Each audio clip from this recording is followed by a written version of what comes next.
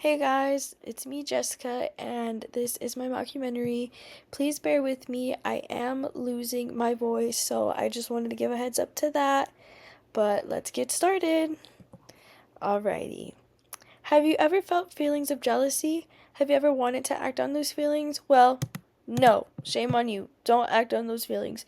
Because if you act on those feelings, you will end up like our buddy Othello right there. And I don't think anyone wants that because not only did he kill himself, but he killed his wife. But if you're into that, then this might be the video for you. Now, going into my thesis, Shakespeare uses the character Othello to develop the theme jealousy by demonstrating what jealousy can lead to, such as the downfalls of characters. Shakespeare develops this at the end, especially with Othello. He uses literary devices such as imagery and metaphor to emphasize his point. Some of the characters used are obviously the main character, Othello, which Othello at the beginning of the story is this heroic general who, wants to do good by the city and he wants to love his wife, Desdemona, and he's so devoted to her. But, there's obviously a shift in the story because it's Shakespeare.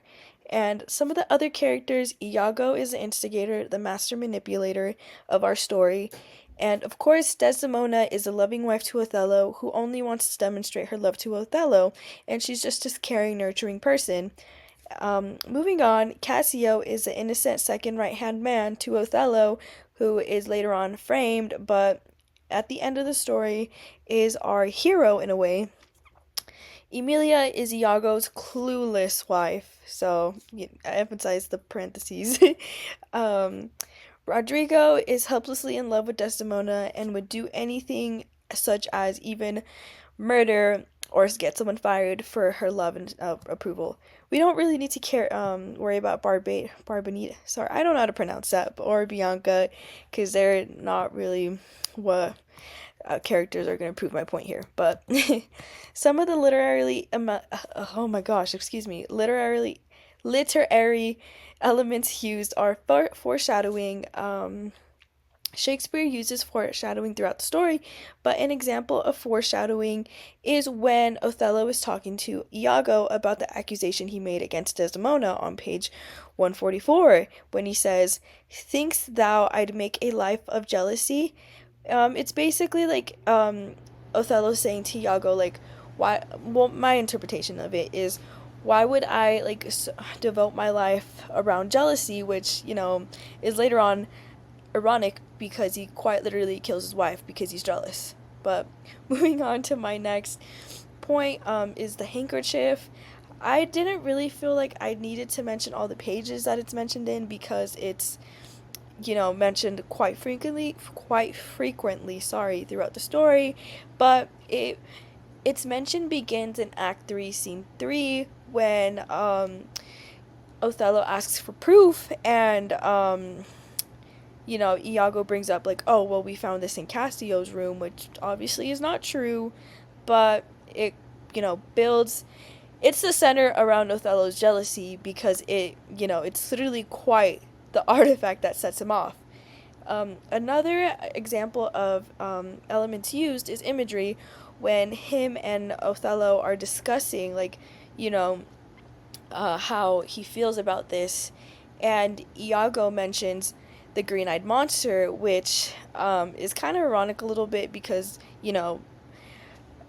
Iago's quite literally acting on the green-eyed monster, but it's mentioned in page 142, and it's kind of like Iago in a way saying, like, oh, like, I don't think you should like act upon these feelings, like, trying to like look out for his friend, which we all know he's not.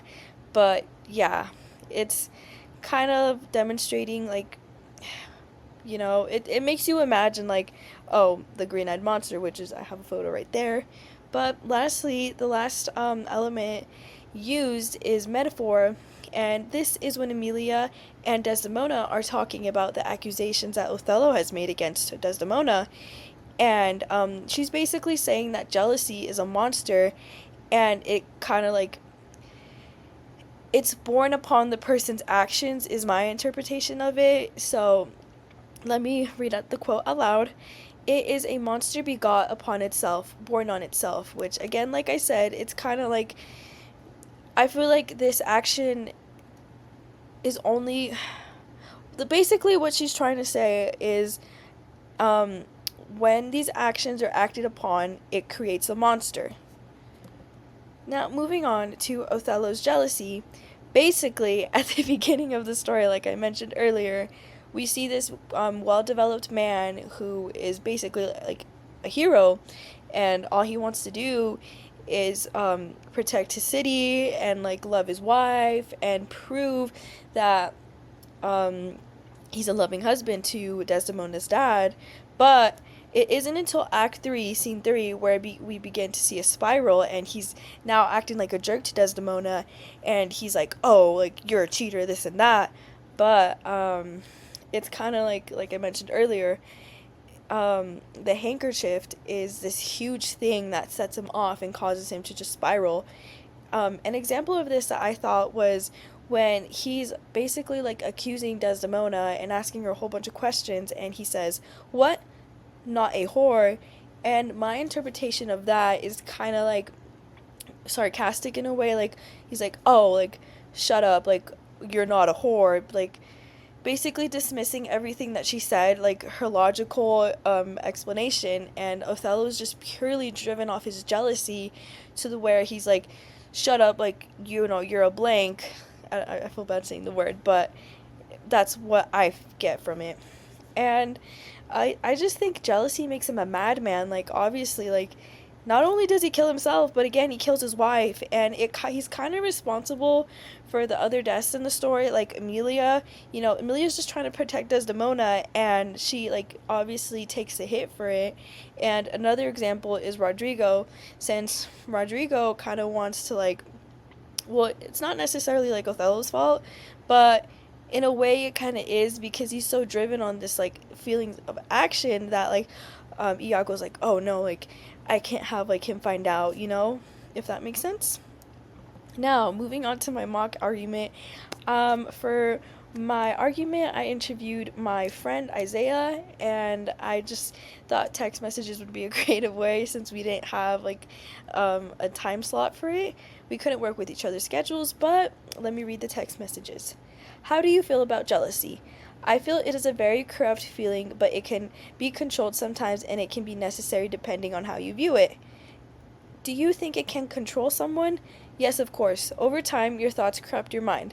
Having too many jealous thoughts is poisoning your brain. Do you think it can lead to you sorry, do you think it can lead you to do crazy things? I think it can tempt or push someone to do crazy things, but ultimately it is a person who is in control of their actions. If it's good or bad, it is on them, not the jealousy. Have you ever felt jealous, and have you ever acted upon those feelings? I have felt jealous before. I didn't act in any way. Of course, I had thoughts and wishes for way things were gonna go, but it was not in my control, and my actions could have led to a different outcome than what it is now. Do you think that jealousy could lead to a downfall? I think it could lead to someone's rock bottom, or a point where the pink between a good or a bad path. Sorry, pick. I misread that, but that was my mock argument, and it kind of supports my thesis a little bit, because yes, like, if you act upon those feelings, it obviously is going to cause you to downfall, like just like Othello did. Now for my counter argument.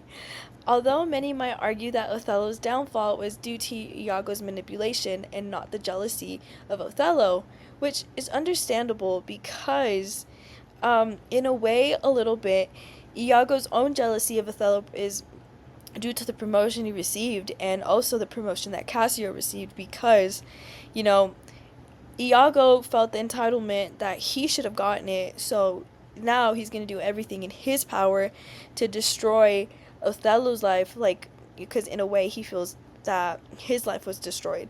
Um, an example of this like starting up is on page 2 when Iago and Rodrigo are discussing, and Iago says, I do hate him, and I feel like that's the start of it. And a couple pages later, I believe it's page 5 or page 6, that they come up with this plan to take down Iago, and then that's when truly the manipulation begins.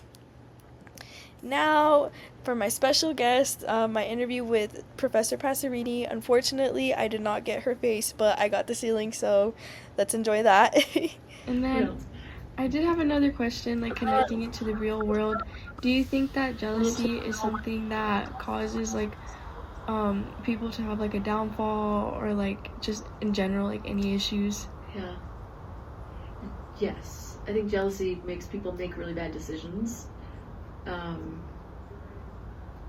And not infrequently, it's like based on bad information, Yeah.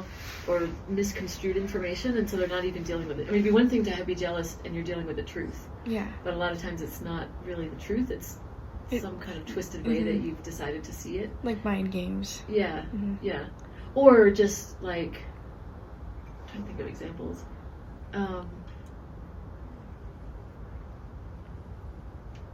Yeah, like it's coming, the intensity of your jealousy is coming out of your own insecurities. Yeah. And that's not, you're not really seeing reality, You're kind of just blinded by what you want to see. Yeah, yeah. And yeah.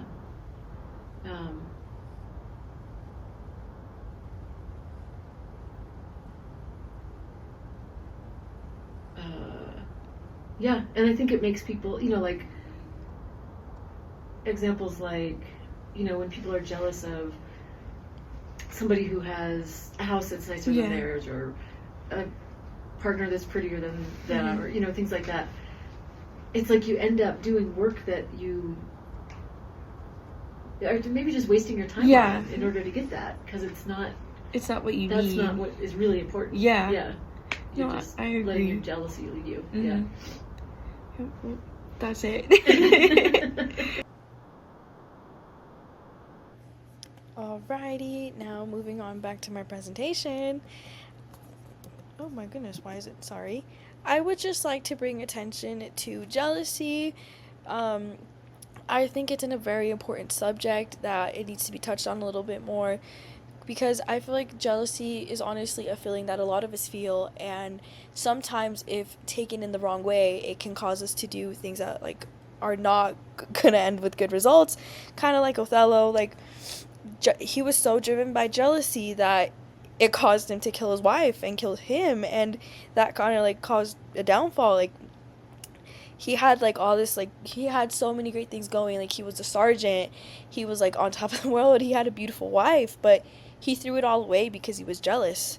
And I just think that's something that we should pay more attention to, because honestly it could happen to anyone. Like you could just snap in a matter of seconds and it can cause you to do things that are not going to have a good result, like I said. But which is why I want to bring attention to it, because we need to stop letting our feelings of jealousy take over us. But that's the end of my presentation. Thank you guys so much for listening. I hope you have a wonderful rest of your day.